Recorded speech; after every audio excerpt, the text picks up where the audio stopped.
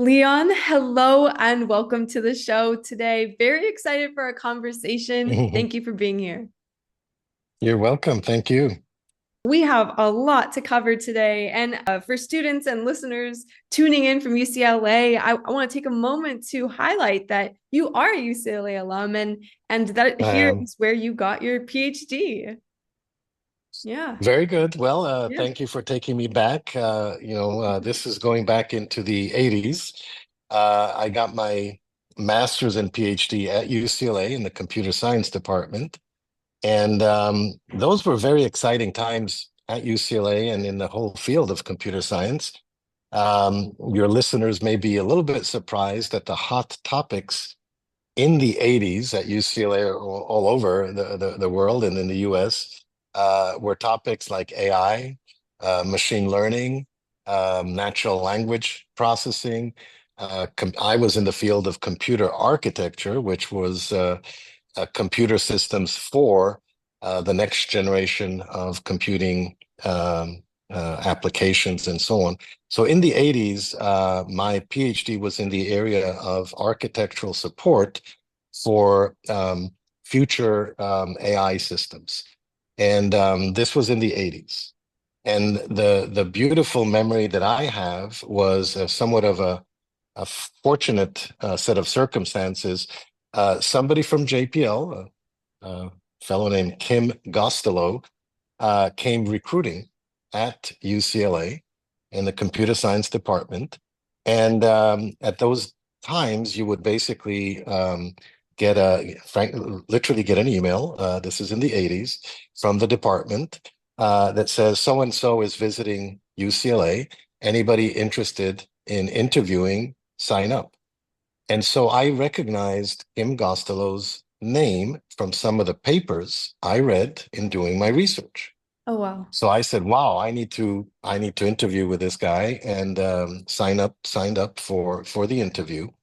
And when I did, I was extremely well versed in his own research, going back to before he joined JPL. So there was something at the time called the Arvin Gostelow computational model. And so when I came to interview, I just knew exactly the work that he had done before JPL, and we just hit it off. It was a fabulous interview. And he followed up and said, "We'd like to invite you to JPL for an interview." I went for an interview. I had a number of different offers. This is at the end of my PhD, from Hughes Research Labs, from bunch of places, including in Japan, from Bell Labs. And I told JPL and Kim Gostelow that I would take JPL over anybody else as long as JPL matched my highest offer. Oh, And JPL did. It wow. wasn't easy. Kim Gostelow did a lot of work to get that memo offer to me at the offer that I had from the others. And once that happened, I accepted, and that was in the fall of 1989. Wow, that's incredible. And thank you for walking us through your journey, from getting your PhD at UCLA to then joining, interviewing, and then joining the JPL team. I would also love to know, your career at JPL was 32 years. And from there you went from research and then on to mission planning and you took on leadership roles for missions like GRAIL to the moon and the InSight lander on Mars. That is both of which are incredible. And could you share for those who don't know yet, or maybe not be familiar, what was the impact of these missions that you got to lead on space exploration? Well, I'm certainly proud to have had a role in both of those missions. But when I joined JPL in the fall of 1989, my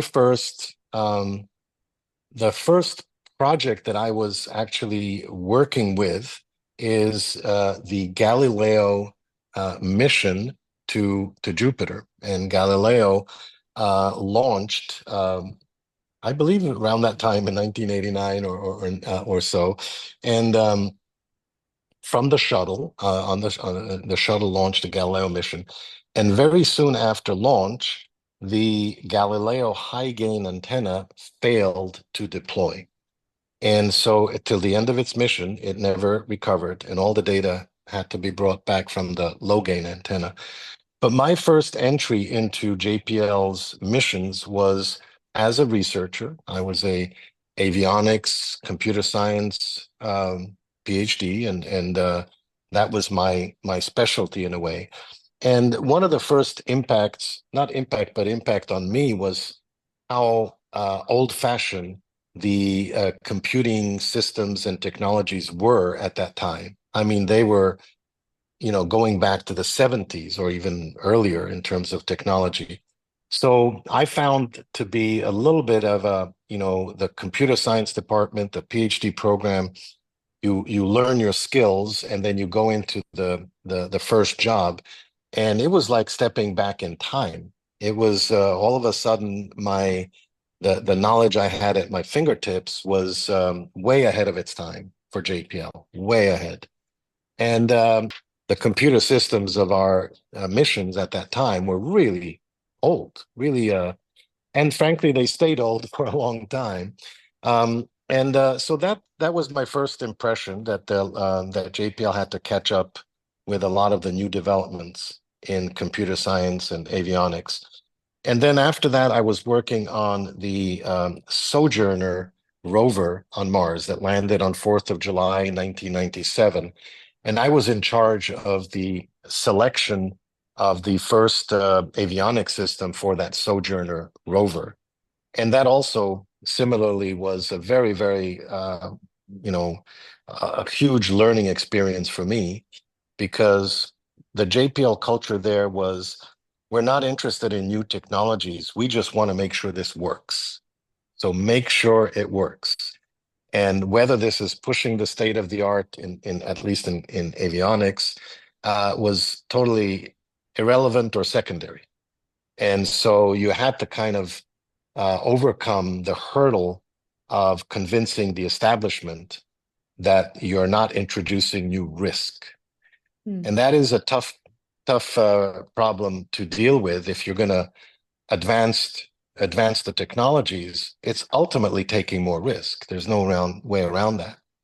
So I was, I would say I was experiencing headwinds from the establishment of JPL that says no new risk, no new technologies, and all these PhDs from UCLA, like they're all theoretical, and what we know how to do is to build and make it work. So there that tension between introducing the new and the risk of introducing the new, I think it still goes on today at JPL and at NASA. So there's that constant tension between introducing new, pushing the new, and what risk that introduces. And I would say that has stayed with me throughout my career. Wow. Yeah. Yeah. And when it comes to, as you mentioned, introducing these new technologies and then a lot of the work you do um, today through Mandala Ventures is, helping startup founders and both entrepreneurship and these space missions and developing and advancing these capabilities involve navigating uncertainty. As you said, like the unknown and bridging that gap between introducing the new and then navigating the risk.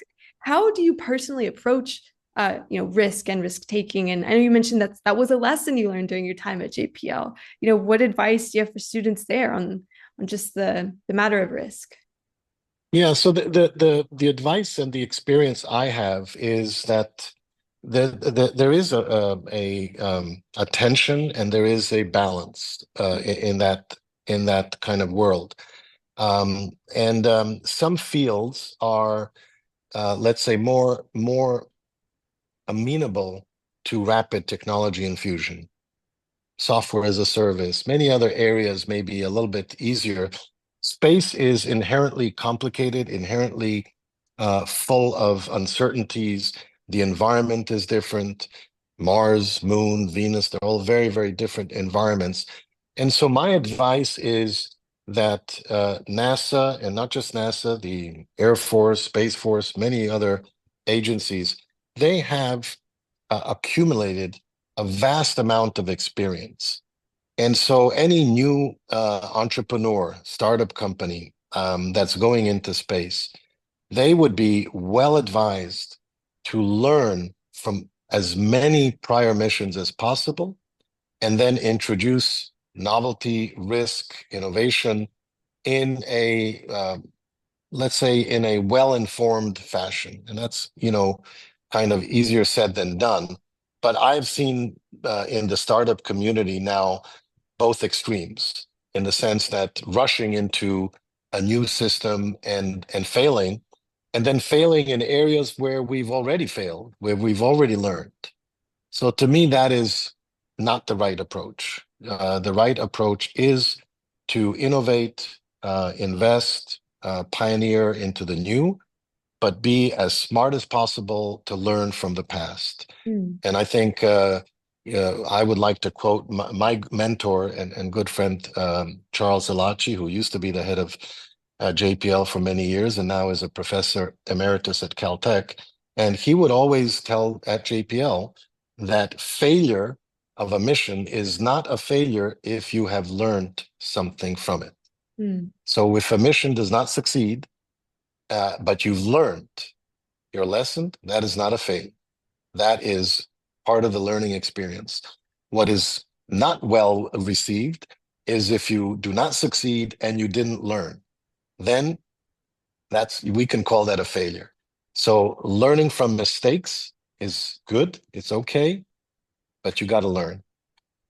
Yes, absolutely. That is just gold for our listeners, hearing about your experience here and these lessons learned, especially as students, learning about the importance of failure, learning how to fail, right? To make a mistake, but then learn from it and then grow from it. I mean, that is such an important part of the learning process that students, at UCLA and other places are certainly familiar with. And it's so great that you now mention and recognize how that carries into other applications, carries into developing new projects and technologies and explain just and especially within the space industry. So yeah, absolutely, Very absolutely. good. And we definitely have a lot to talk about with your experience launching Mandala Space Ventures and that journey there. But before we do, I mean, you had such a extensive career at JPL, and I would just like to know, is there an example of, a particular project or challenge that you faced during your time at JPL that really pushed the boundaries of what you saw as possible? JPL is known for groundbreaking innovation. And so during your time there, did you have a specific memorable experience? Of course, so many actually. And you've brought up GRAIL and Insight, both of those. And just to be clear to the audience, my role in both of those missions was as the capture lead. So the capture lead in the business kind of terminology is the responsible person, call it a project manager during formulation.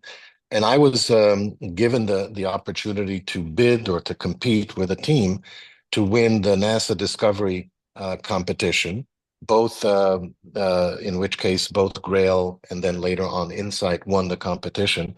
And those competitions are very cutthroat. I mean, JPL alone submits between 10 to 14, let's say, proposals in each one of those competitions. So you know that your peers, most of them as the toughest competition, in addition to Goddard and APL and so on, a lot of them are just your friends next door at JPL. And so winning those two competitions as the capture lead was very wonderful, wonderful outcome. And very hard work, and it is really all consuming, meaning there are no weekends or holidays. It's all one big effort. And so it requires leadership, it requires team building, requires creating that team, the talent, and then ultimately writing a proposal, going through two steps of the competition, finally NASA has a very detailed review process. And then ultimately, in both of those cases, one mission is picked out of a offering to NASA between, let's say, 20 to 30 mission opportunities. So there was, in those two instances, there were only one mission selected each. So that journey, that experience is just wonderful, very hard work.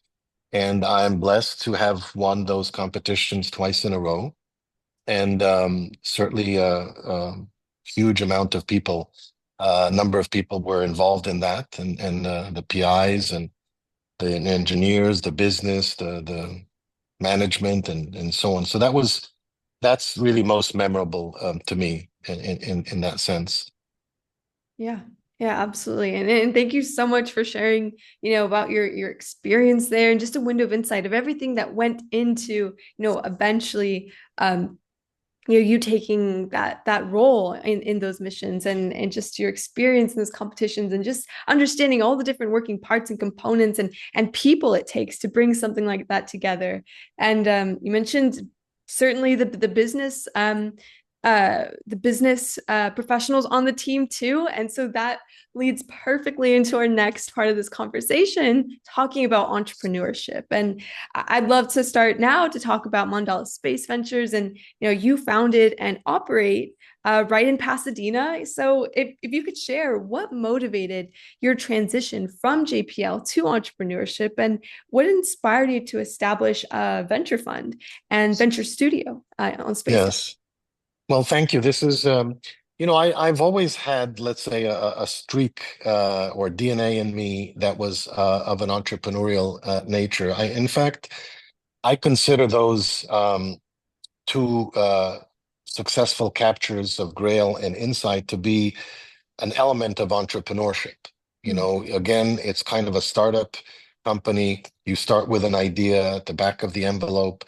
We're sitting in a cafeteria and saying, can we do a mission to the moon with, to do the gravity mapping of the moon like we're doing on Earth?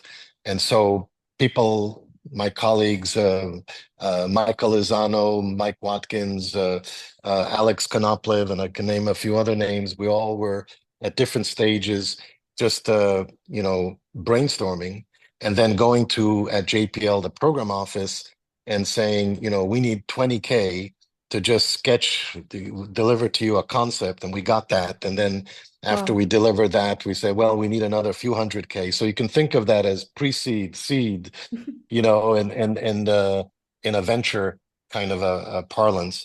So we had to do something that was very entrepreneurial, convincing your stakeholders, your management, that there is a mission here.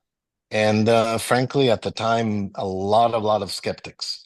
Like, oh my God, what is Leon up to now? And this is there's trouble happening here. And so that a lot of it resembles a startup company. Um, with the caveat that JPL is extremely resourceful with talent. Mm. And so, but still, you need to attract that talent. Not everybody is just going to jump onto another proposal that they have no idea that will go anywhere. And in the case of the GRAIL mission, I was working with Professor Maria Zuber from MIT. And at that time, believe it or not, the moon was not a favorable destination for JPL. Mm. JPL was primarily working on Mars missions.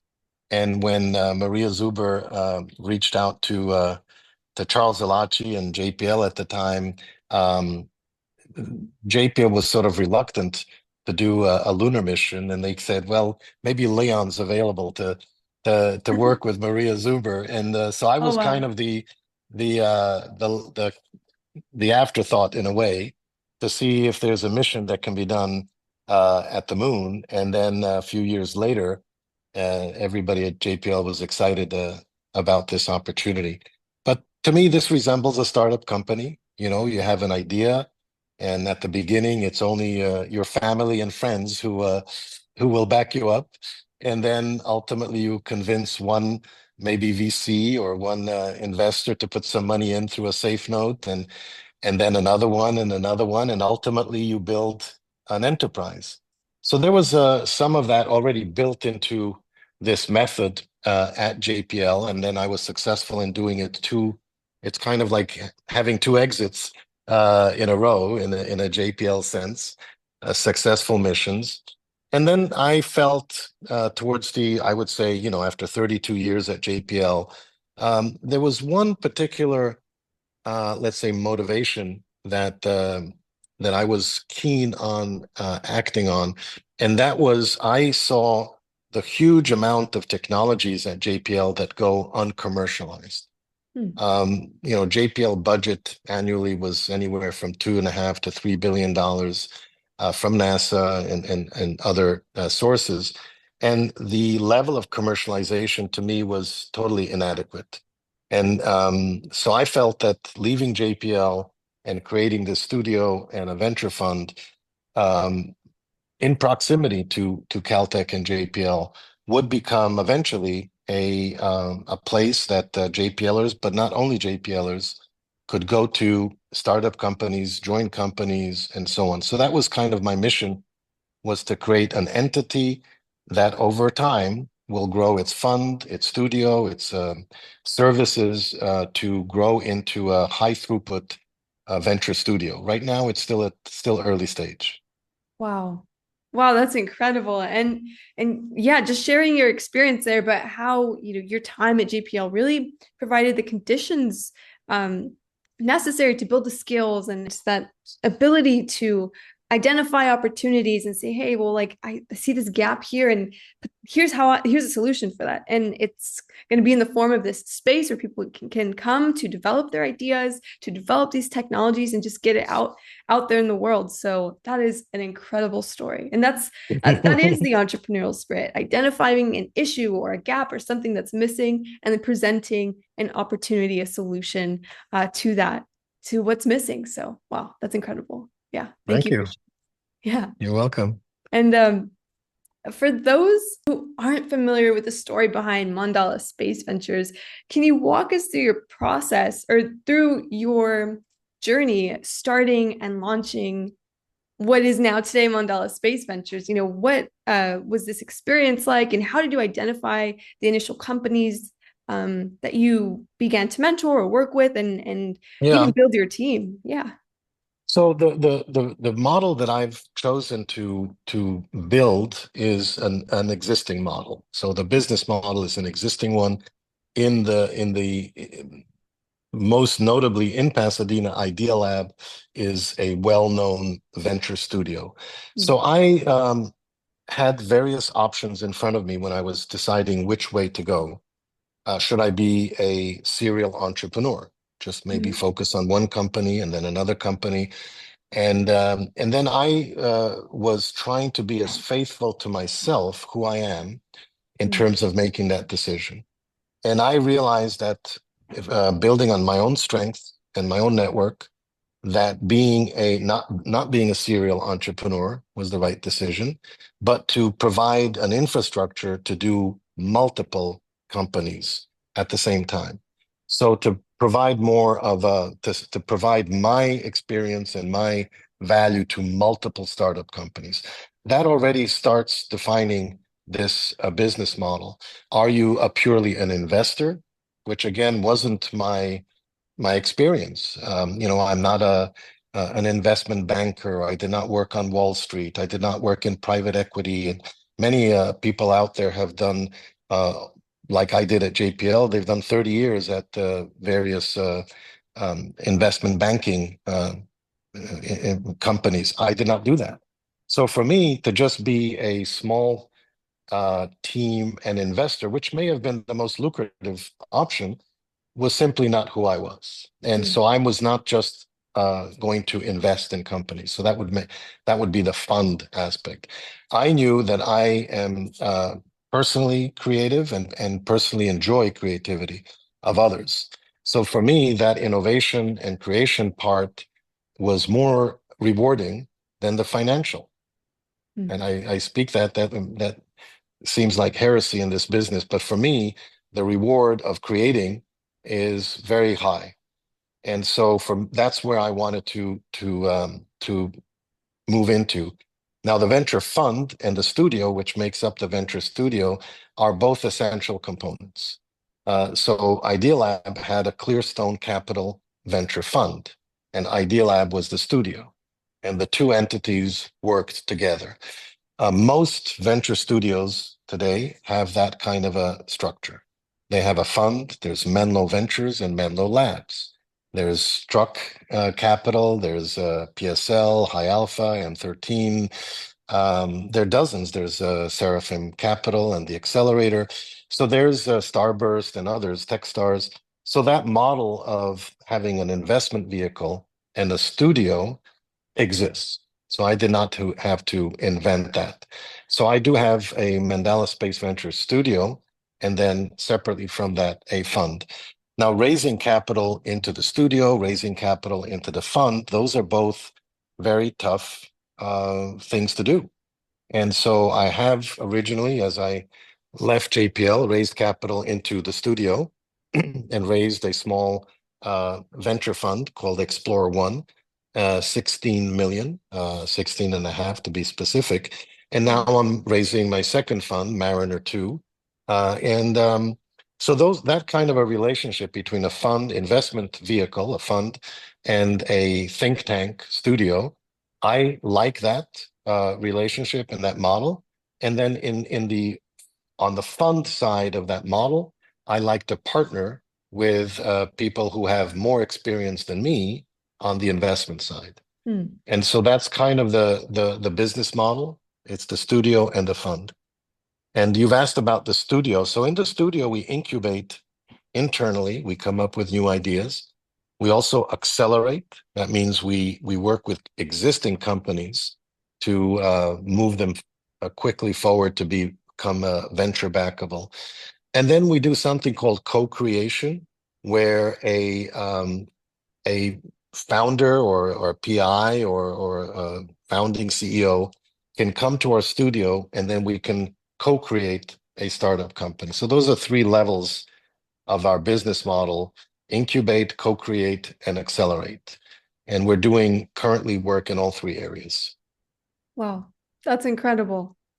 And just it's really, really interesting to hear all the different ways you've been able to establish like the model for Mandala Space Ventures and be honest with yourself and decide, how to lean into, where your passion is, where your energy is, and then find a way to take that and run with it and then build this organization that can support and co-create and really just launch this innovation through startups in the industry. That's really fascinating. I think very inspiring for students who have an idea and about what they want to do, but don't see a specific mold that they fit into. And instead, your story definitely encourages our listeners to go and create their own thing that's new, that hasn't been potentially done before, and finding ways to not fit yourself into a mold to make an impact, but to take elements and create Yeah, your own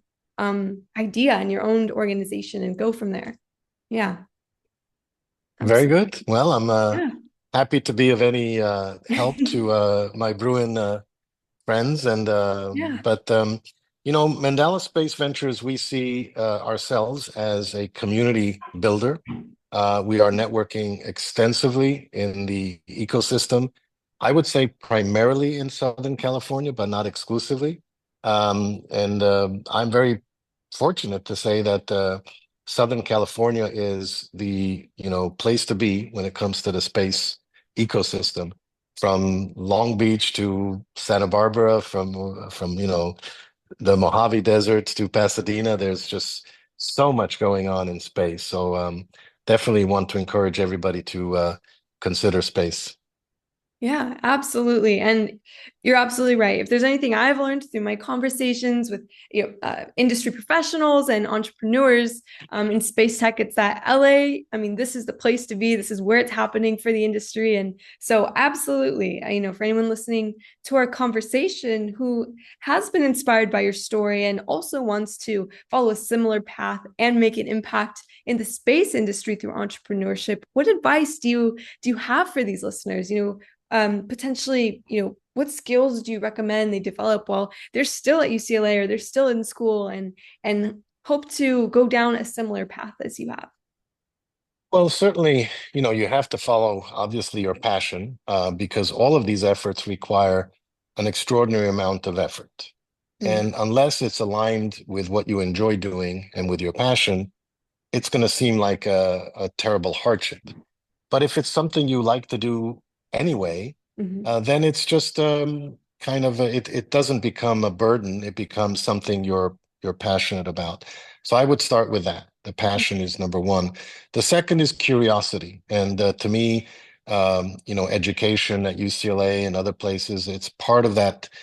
Part of the job of schooling is to generate that curiosity and introduce you to all the aspects in a small way. mhm, At least first degree is all, if I recall, the classes are all introduction to introduction to this. And so you're being introduced during your bachelor's or a degree into many, many different aspects of the field, aeronautics, aerospace, and so on. So for me, graduate school is a good thing to mm, pursue. It kind of goes from introductions to into more, the science of. And so graduate school, to me, is a good decision if somebody chooses that pathway because you become a expert in a certain field. And then experience is valuable. That means if you go from a PhD or a master's degree into working at one of the many companies in aerospace, that is essential. That work experience is something that you cannot buy or you cannot get through a degree. You have to get hands-on experience. So for me, an entrepreneur needs to have the education and the experience. Um, and just going into entrepreneurship from straight out of school, it is to me at least, would be very hard. mm. You even if you have a good idea, it's you will always be lacking the experience and the education. So for me, there is a pecking order, but not in any exclusive way, right? I mean, you look at some of the titans in the field, whether it's Bill Gates or Mark Zuckerberg or others, they did not necessarily get their PhDs first and then work for others. They created, these giants of the industry. So it's clearly not an exclusive recommendation, but I would say in general, more on the general side, getting a good education and getting a good job first will give you those elements to then say, okay, I have this experience. Now I can go and, build my own. So that's kind of my general advice. Yeah. Yeah, absolutely. And that's great. Just to recap what you said there, both education and experience are very important. And understanding that you yourself you come from a technical background, as you said, you studied computer architecture for your PhD. What advice do you have for students? Not everyone does have technical experience or education. A lot of some of our audience comes from a non-technical background, the business majors, the econ majors who hope to enter entrepreneurship. And for those young professionals and students who hope to find their own place and way to contribute to the space industry, what advice would you have for those folks? Well, I would be equally encouraging. And again, if you just look at history and examples, Steve Jobs was not an engineer. He did not, and yet he's considered as one of the most brilliant entrepreneurs ever.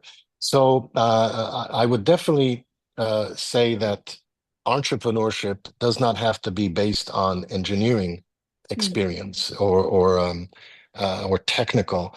It could be somebody who is a fabulous visionary and has the imagination to conceive of a new product. So a mm, product manager.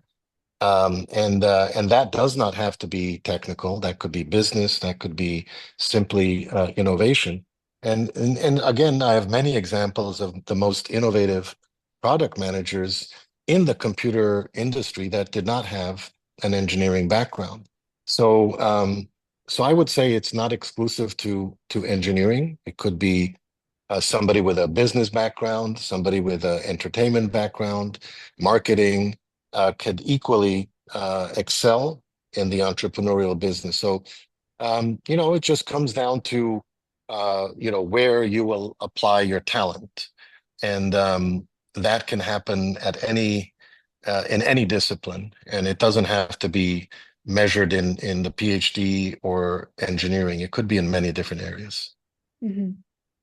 Wow, thank you. And thank you for elaborating there. I know some of our audience are potentially, come from the STEM studies and kind of experience, but then a lot are also equally non-technical. So thank you so much for Totally. sharing. Really Sure. inspiring for everyone in the audience here. Something I would love to now focus on is your plans for the future, thinking about all the work you've done so far. What projects and milestones are you looking forward to in 2025 for Mandala Space Ventures? Well, thank you for asking. That's a nice question for me. Um, so I want to accelerate and grow Mandala Space Ventures in throughput, meaning the number of companies going through the studio and in various forms, co-creation, acceleration, or incubation. But right now, I am most excited to share with you the latest launch we have from Mandala called Sophia Space. Hmm. And that's something we've launched a year ago, together with my colleagues at JPL and Caltech. And Sophia Space is all about how to build sustainable data centers in space. So think of these megawatt data centers that are currently the rage on Earth in terms of we can't get enough of them. And they are too power consuming with AI, Chat GPT, and all the Hmm. other usages of energy today. The energy being consumed by computers, so computing, is growing uh, exponentially every year. And ultimately, within the next 15 or 20 years, if that extrapolates, the Earth's production of energy cannot sustain the growth in demand for computing on Earth. So that's why you see, and there's a growing interest in nuclear energy in the world and in the US, both in Hmm. fission and in fusion energy. But we've also believed that there's room for using the natural nuclear fusion energy from the sun and using large deployable solar arrays to harness megawatt energy and even gigawatt energy from the sun in Earth's orbit. So this we I believe in edge computing in space, where eventually the humanity's knowledge and intelligence can be stored in a ring around the Earth for the benefit of all of humanity. And so we are building that infrastructure. It's called Sophia Space. Happy to share that with your audience. And Absolutely. you'll see more of that in the media, maybe in January. But so far, it does not have a website, and we're still working hard on the basic principles. But that's the one company at this point that I'm super excited about. Wow, that's incredible and really exciting. So definitely something to look forward to. Myself and everyone in the audience who hopes to, follow the work you do and going into 2025 have something to keep an eye on. So can't wait to see as more of that develops and as you continue to push that forward. Yeah, Thank you. really exciting things ahead for sure. Yeah. Wow. Excellent. Continuing to look to the future, what areas of space technology and entrepreneurship do you see as promising, for innovation and Very good. investment in the upcoming years? Yeah. Yeah, thank you. I deal with that topic a lot. Yeah. So and I my Mandala Space Ventures I did not mention, but additionally we provide strategic advisory services to our customers. So we do work with companies large and small to advise them. And in that process, as I mentioned, Mandala Space Ventures Studio is kind of like a think tank. So That's right. we compile our own strategy, our own vision for the future, and then we can share that publicly. We can share that in more detail, specifically with customers, and so on. But to answer that question, there are a few areas that I see as clearly uh, an emerging growth for space. And I will not list all of the topics simply because I don't have the chart in front of me, but just in very specific situations, I do see the growing uh, LEO or low Earth orbit economy over the next decade. So this is self-evident with a number of launches, number of satellites, but it's going to mature and grow. And it's going to mature and grow into space to space businesses, not just launching up mass and so on, but launching and bringing back down mass. So the lower Earth orbit economy is going to grow. Manufacturing in space will grow. Commercial LEO destinations, as NASA would call it, is going to grow. These are the NASA's space station, International Space Station, will be retired by the end of this decade, and there will be commercial companies offering space for work, for tourism, for manufacturing in low Earth orbit. So the LEO Wow. economy is going to mature and develop into business to business in space. The commercial LEO destinations will evolve to replace the international space stations. Those are two clear developments we expect. Sophia fits into another category of data services from space that will further mature into data centers and knowledge in space for the whole planet. And the other areas that we're tracking is the emerging lunar economy. We think that that is going to gain a lot of traction in the coming decade. There will be not just the Artemis program, but many other landers and the mobility systems on the moon. So we're tracking the rising lunar economy. Also, the defense applications in space are going to be a huge driving force in the space industry. So that means space situational awareness, tracking debris, freedom to operate, and dual use applications. So those are clearly areas that we're tracking, and we see growth in the coming years. And then another one, uh, the upmass through Starship and New Glenn and other emerging launch vehicles are just going to dramatically increase the upmass into space, which means Starship alone will be able to take a megastructure into space for various purposes. And so that is another enabling capability. So there's lots of stuff going on. And I would share with your community that this is just the beginning. It's the dawn of a new industry. Wow. Yeah, that's incredible. And for all of the students and just everyone in the audience listening to our conversation today, I hope you're taking notes because this is absolute gold. And thank you, Leon, for just sharing that window of insight into where we are now and where the industry is going. That's just really exciting. It's a really exciting time to be a part of the industry. A lot of developments underway, so a lot of things to look forward to down the line. Thank you so much for sharing that. You're welcome.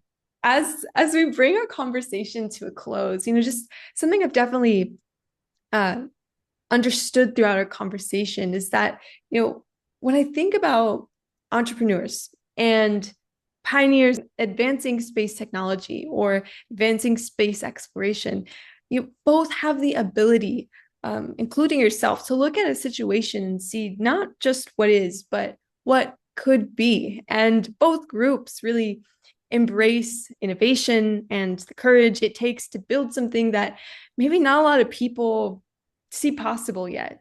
And so, what advice do you have for students, all of our listeners today, who want to do this, who were inspired by your story and really want to make an impact and build something and do it big? Well, I can really let's put the answer in two steps. One is within the space ecosystem where I can kind of specifically advise. Again, if this is mainly to UCLA and even broader, there's just so many opportunities in this space industry. Startup companies, legacy companies, national laboratories like JPL, aerospace, universities. So I would say pick your entry point, and but you know, take your time. I mean, you have time to spend a few years in each area to kind of learn and grow. Sometimes rushing is not the best approach, so give yourself time to learn and to become an expert in certain areas. So I would say pick your entry points, but there are many. In the space industry, especially in SoCal, there's a huge ecosystem to be part of. So that would be, let's say, for the space community in general. If you're not in the space community, if you're in other areas, I would say the way I would think and advise the younger generation is, that in any generation there are kind of predictors of the future. There is no doubt about it. And history is full of both bad and good predictions. But clearly, we've all been touched and will continue to get used to AI and machine learning and different forms of intelligence. I personally am not afraid of any of that. I think society has been through many confrontations with technologies, whether it's automobiles or airplanes or cell phones, and we adapt. So I'm not at all afraid of AI or technologies. There needs to be, and there will be guardrails, and there will be ups and downs and mistakes. And yes, there will be autonomous vehicle that crashes. But again, back to the beginning of our talk, if you learn, then you improve. That's So right. to me, the new generation needs to embrace AI, not as something to be worried about or afraid of, but it will be transformative. It will change the workplace. It will change, uh, how value is accumulated. So for the new generation to embrace AI and all its glory and it's all in its stumblings and beginnings, that would be one thing that I would advise is just to take it on, don't fight it, learn from it, be more competitive because of it. And so I think that's the new reality we're in. Yeah. Yeah, absolutely. And thank you so much for sharing those great words of advice, as we bring our conversation to a close today. And thank you for sharing You're welcome. your insights and your experience with students listening to our conversation today. I mean, we have just covered so much ground just in this one interview, and it's not even you're not done. It's not over, not even close for everything that you have yet to do and accomplish and achieve. So thank you so much, Leon, for You're sharing welcome. Thank you. time with us and just providing a great window into your experience and just so many valuable insights during our conversation today. Thank you for reaching out and thank you for doing this and all the best to everybody listening. Thank you, Leon. And before we hop off the call, where can students go to find you if they were really inspired by your Yes. story and hope to reach There out? is a website, mandalasspaceventures.com, just as it sounds, Mandala, Mandala, Mandala, or in Indian, it would be Mandala. It is a Hindu Buddhist symbol of the universe. So the mandala has a connectivity with the universe and the cosmos. If anybody wants to look it up on Wikipedia, they'll see that Mandala or Mandala Space Ventures has its name origin in space.